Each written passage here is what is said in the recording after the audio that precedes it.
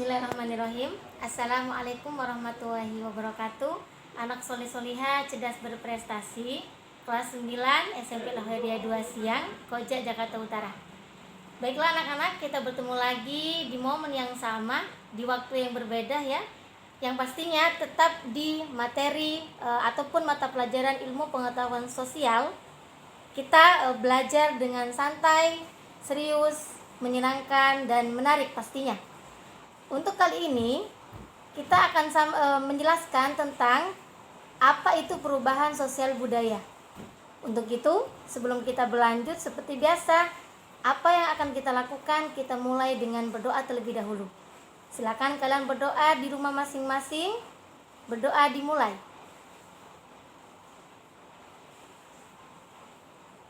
Oke, selesai. Hari ini kita akan membahas tentang perubahan sosial budaya, yang mana kita berada pada KD 3.2 dan 4.2. Seperti yang telah Ibu jelaskan sebelumnya, bahwasanya ilmu pengetahuan sosial di kelas 9 itu ada 4 KD, 2 KD semester 1, 2 KD semester 2. Yang mana hari ini kita masuk pada KD 3.2, menganalisis perubahan kehidupan sosial budaya bangsa Indonesia dalam menghadapi arus globalisasi untuk memperkokoh kehidupan kebangsaan.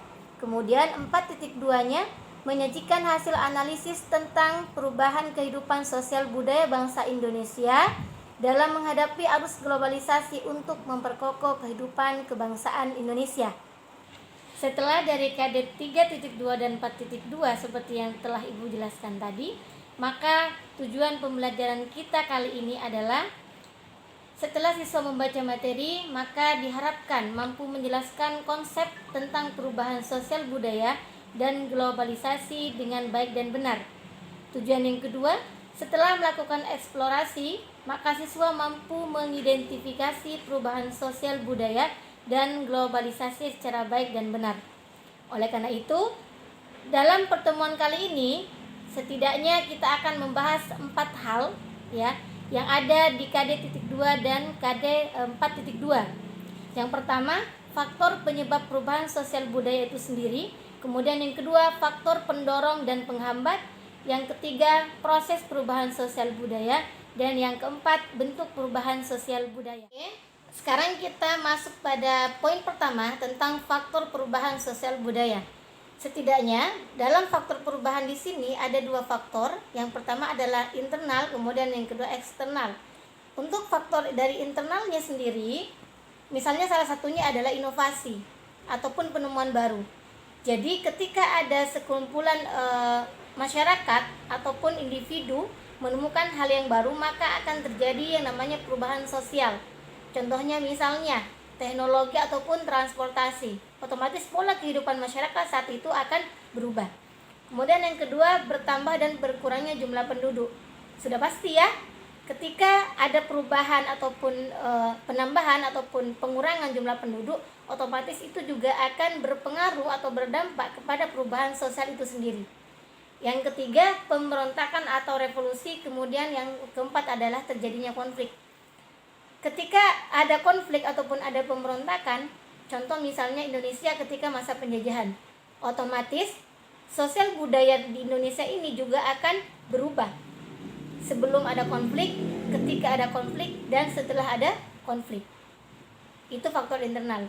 Kemudian ada faktor eksternal atau faktor dari luar. Salah satunya adalah pengaruh kebudayaan masyarakat lain, kemudian bencana alam dan peperangan. Itu faktor dari luar. Seperti yang Ibu katakan tadi, peperangan, kemudian pengaruh kebudayaan masyarakat lain, juga bencana alam, itu juga bisa mempengaruhi adanya perubahan sosial budaya. Ya, beda antara ketika sebelum bencana itu terjadi, kemudian saat bencana itu terjadi, dan setelah bencana itu terjadi. Otomatis keadaan sosialnya, kemudian termasuk juga budayanya, kita akan berbeda dari sebelumnya. Itu poin pertama. Kemudian poin kedua adalah pembahasan kita tentang faktor pendorong. Faktor pendorong perubahan sosial budaya itu sendiri. Jadi di sini faktor ini ada faktor pendorong, kemudian juga ada faktor penghambatnya. Untuk yang faktor pendorong, salah satunya adalah adanya penduduk yang heterogen. Penduduk yang heterogen itu adalah beragam, ya. Jadi tidak sama. Otomatis antara satu dengan yang lainnya itu kan berbeda ya. Penduduk kita di Indonesia ini itu termasuk pada salah satu negara yang heterogen penduduknya, baik dari sukunya, kemudian bahasanya, kemudian juga pola karakternya, bahkan dari pakaiannya, kemudian dari budayanya, itu berbeda-beda. Nah, itu salah satu yang membuat adanya perubahan sosial budaya. Kemudian adanya sikap menghargai hasil karya masing-masing orang. Kemudian ada juga ketidakpuasan masyarakat terhadap bidang lain. Sehingga ketika ada ketidakpuasan, maka akan ada inovasi baru. Ketika ada inovasi baru, otomatis akan terjadi yang namanya perubahan di situ. Adanya orientasi pada masa depan, kemudian sistem lapisan sosial yang terbuka, toleransi terhadap perilaku baru, kemudian ada sistem pendidikan formal yang maju. Nah, ini salah satunya pendidikan ya yang menjadi pengaruh terbesar juga terhadap perubahan sosial budaya. Selain pendidikan juga ada kontak dengan daerah lain atau dengan bangsa lain. Ketika kita misalnya bisa kalian rasakan ketika dalam proses pendidikan sekolah, bayangkan ketika kalian belum masuk ke SMP misalnya, dengan ketika saat ini itu akan berbeda pastinya sosialnya, baik itu teman-temannya berbeda, kemudian pola interaksinya juga berbeda dibanding ketika kalian masih SD. Atau misalnya lagi ada kontak sosial dengan masyarakat lain atau dengan wilayah lain, otomatis kita akan sedikit banyak kita akan meniru sosial ataupun budayanya dari orang yang kita waktu itu kita interaksi dengan mereka. Ya, walaupun tidak besar pengaruhnya, walaupun tidak banyak, tetapi pasti ada yang namanya perubahan. Kita mengetahui budaya daerah tersebut juga mengetahui budaya daerah kita, sehingga sedikit banyak kita akan membawa budaya mereka ke kehidupan kita ataupun ke wilayah kita. Itu salah satu yang menjadi faktor pendorong adanya perubahan sosial, yang mana diharapkan perubahan sosial itu adalah hal-hal yang memang positif. Tapi kalau hal yang negatif, berarti kita harus cerdas memfilter apa yang kita dapat, baik itu dari orang lain ataupun dari lingkungan kita sendiri, sehingga terjadi yang namanya perubahan sosial. Yang namanya perubahan sosial itu tidak bisa kita pungkiri, pasti akan terjadi setiap waktu, bukan hanya setiap tahun, setiap bulan, tapi bahkan setiap hari. Berbeda antara hari kemarin dengan hari ini, kemudian dengan hari esok, beberapa bulan kemudian, itu pasti berbeda. Kecanggihan transportasi kemudian teknologi pun sama, itu juga akan mempengaruhi yang namanya sosial budaya kita. Nah, itu untuk faktor pendorong. Kemudian yang selanjutnya adalah ada faktor penghambat. Selain faktor pendorong, di sini ada juga faktor penghambat daripada perubahan sosial budaya. Salah satunya adalah adat atau kebiasaan yang telah mengakar. Jadi adat yang ataupun kebiasaan yang sudah mengakar di suatu wilayah tersebut, maka itu akan sulit untuk merubah kebiasaannya. Apalagi termasuk kita ini, Indonesia ini salah satu bangsa yang mayoritas mencintai budayanya. Otomatis ada budaya dari luar manapun, sebagus manapun, dia tidak akan mau. Sebagian, tapi ada sebagian lagi yang ada proses akulturasi di situ. Kemudian yang selanjutnya adalah hambatan yang bersifat ideologis di dalam individu masing-masing. Ada prasangka terhadap hal baru. Ketika suatu bangsa ataupun masyarakat menerima perubahan, menerima budaya lain, pola interaksi sosial dari daerah lain, tapi dia ada prasangka yang sepertinya ini kurang baik, maka dia akan cenderung tidak akan merubahnya. Otomatis perubahan sosial budaya tidak terjadi. Salah satunya lagi adalah adanya kepentingan yang tertanam kuat. Kemudian ada sikap tradisional masyarakat, perkembangan ilmu pengetahuan yang terlambat, dan komunikasi dengan masyarakat lain. Ini juga bisa menjadi penghambat daripada perubahan sosial budaya. Salah satunya misalnya ada rasa takut terhadap perubahan itu sendiri. Cerita sedikit, saya punya teman yang sampai hari ini dia tidak menggunakan gadget. Dia tidak menggunakan HP Android. Bukan tidak mampu, bukan tidak mau. Bukan tidak mampu, bukan tidak bisa, tapi belum mau.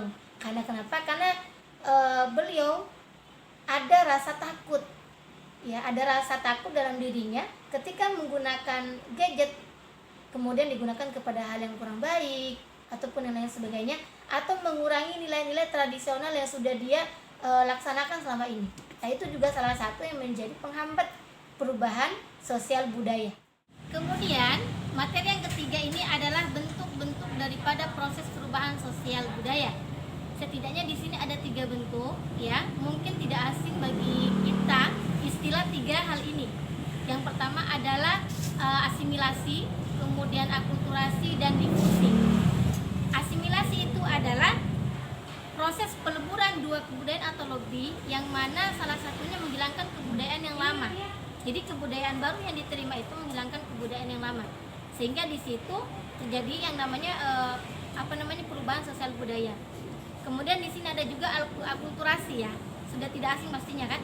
Akulturasi ini kebalikan daripada asimilasi, yang artinya penerimaan budaya baru tetapi tidak menghilangkan budaya yang sudah mengakar di wilayah tersebut. Contohnya terjadi interaksi sosial antara wilayah A dengan wilayah B, kemudian budaya wilayah A masuk kepada wilayah B ataupun dibawa ke wilayah B, otomatis di sana akan ada 2 budaya yang berbeda contohnya, ya. Tetapi akulturasi ini, wilayah B ini tetap mempertahankan ataupun tidak membuang budaya aslinya yang sudah mengakar ataupun sudah menjadi kebiasaan di sana. Nah, itu akulturasi. Walaupun memang ada yang namanya perubahan sosial budayanya. Kemudian yang ketiga adalah difusi. Jadi difusi ini proses terjadinya penyebaran unsur kebudayaan, misalnya seperti gagasan, kemudian keyakinan ataupun hal baru dari individu satu ke individu lainnya ataupun dari masyarakat A ke masyarakat B, sehingga terjadi yang namanya perubahan sosial budaya. Yang mana di sini bukan hal yang negatif, ya, ketika misalnya antara masyarakat satu dengan yang lainnya ataupun wilayah satu dengan yang lainnya itu proses yang dibawa itu ataupun penyampaiannya itu baik, ataupun yang dibawa ke wilayahnya itu adalah budaya yang memang baik dan memang kita patut untuk menirunya. Jadi seperti itu untuk poin bentuk-bentuk perubahan sosial budaya. Kemudian yang keempat adalah bentuk-bentuk daripada perubahan sosial budaya itu sendiri. Yang pertama berdasarkan prosesnya, kemudian berdasarkan waktunya, ada juga berdasarkan pengaruhnya, dan berdasarkan kemajuan dan kemunduran masyarakat. Kita masuk pada yang pertama, perubahan sosial budaya berdasarkan prosesnya. Jadi proses di sini ada perubahan yang direncanakan dan ada perubahan yang tidak direncanakan. Contohnya misalnya seperti ini. Dalam sebuah wilayah ataupun desa lah, ya, kita contohkan desa, maka secara sengaja yang namanya kepala desa beserta stafnya akan melakukan rapat koordinasi, kemudian menetapkan hal-hal apa saja yang menjadi rencana ataupun menjadi kegiatan paten di situ, sehingga wilayah tersebut menjadi wilayah yang aktif, misalnya aman, kemudian kondusif. Nah, itu namanya perubahan yang disengaja. Kemudian ada juga yang tidak disengaja. Salah satu contohnya adalah kebangkrutan. Siapa yang ingin bangkrut? Otomatis tidak, kan? Seperti ini contohnya. Si A merupakan pedagang sayuran. Ternyata beberapa waktu kemudian dia berjualan seperti biasanya, kemudian bangkrut. Otomatis ada perubahan pada diri si A tersebut, baik dirinya ataupun keluarganya, karena si A ini merupakan kepala keluarga yang mencari nafkah waktu itu, kan, hingga akhirnya dari kebangkrutan itu maka akan terjadi yang namanya perubahan sosial budaya yang tidak direncanakan. Pastinya yang namanya kebangkrutan itu tidak direncanakan, tapi kejadian yang terjadi begitu saja. Bentuk yang kedua adalah perubahan berdasarkan waktunya, di mana di sini ada perubahan yang membutuhkan waktu cepat dengan perubahan yang membutuhkan waktu yang lama. Biasanya perubahan yang membutuhkan waktu yang lama itu kita kenal dengan evolusi. Untuk perubahan waktu yang cepat kita kenal dengan revolusi. Untuk yang evolusi salah satunya misalnya seperti ini. Kita perempuan, saya juga perempuan, ya, itu termasuk pada contoh perubahan yang lama. Wanita ataupun perempuan zaman dulu itu seperti perubahannya tidak sebesar hari ini, tetapi itu membutuhkan waktu yang lama. Jadi pada zaman dahulu itu perempuan ya hanya di rumah, dia tugasnya hanya memasak, kemudian melaksanakan kewajibannya sebagai istri, mendidik anak di rumah. Tetapi berbeda dengan zaman sekarang, hanya saja itu membutuhkan waktu yang lama prosesnya.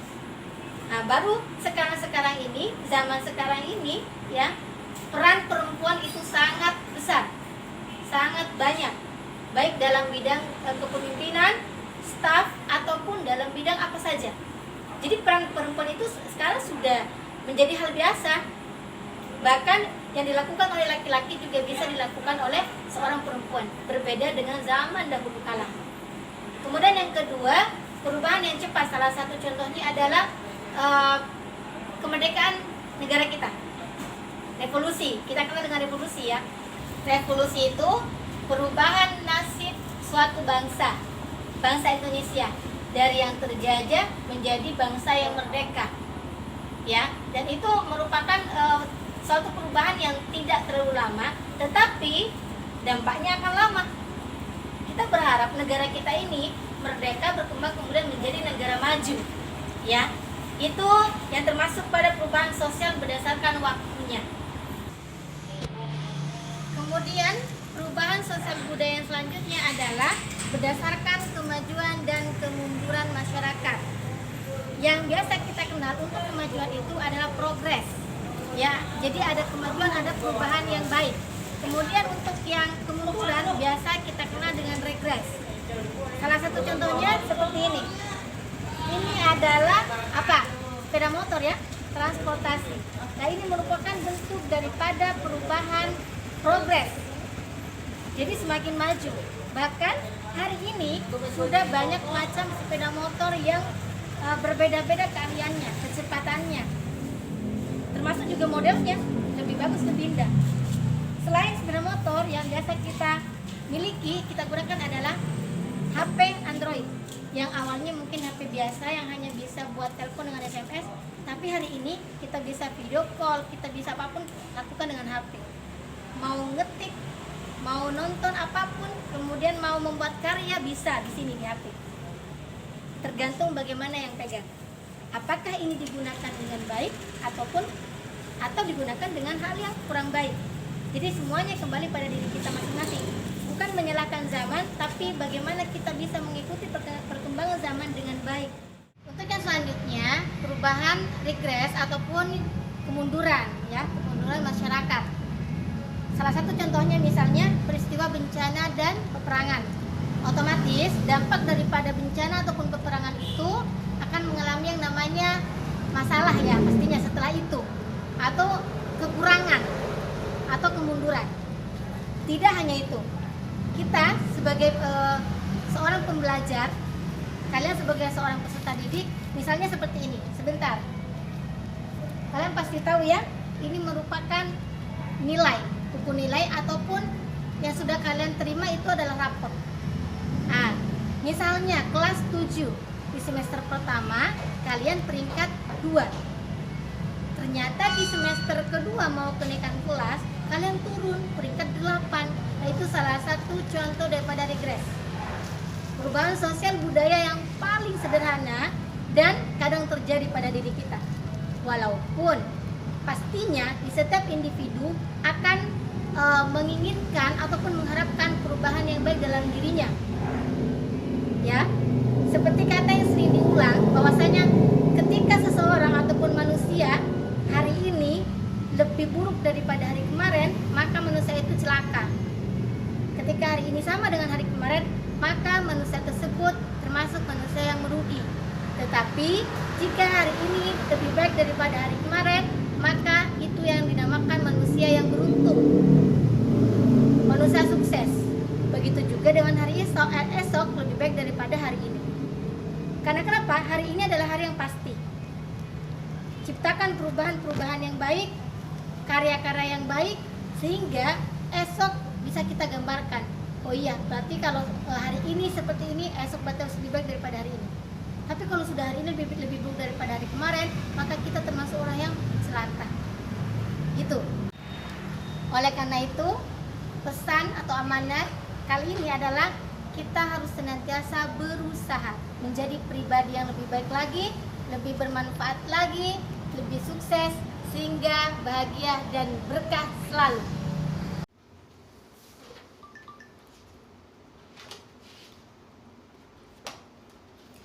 Oke, selanjutnya adalah bentuk perubahan sosial budaya berdasarkan besarnya pengaruhnya. Pertama, ada pengaruh yang sangat kecil, kemudian yang kedua pengaruh yang besar. Salah satu contohnya misalnya model pakaian. Itu termasuk pada salah satu contoh perubahan yang pengaruhnya kecil.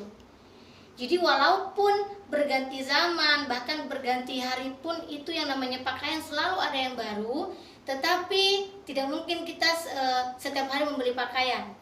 Ya kan? Mungkin saja tahun ini kita mengikuti tren. Tapi ketika tren baru tahun depan kadang kita tidak membelinya. Kadang kita tidak memakainya. Nah, itu yang namanya perubahan yang pengaruhnya kecil. Jadi walaupun setiap kali, setiap hari, setiap waktu yang namanya perubahan pakaian ini selalu berubah-ubah, selalu ada hal yang baru, tetapi ke kita dampaknya tidak besar. Kemudian yang kedua, ada pengaruh yang besar. Salah satu contohnya misalnya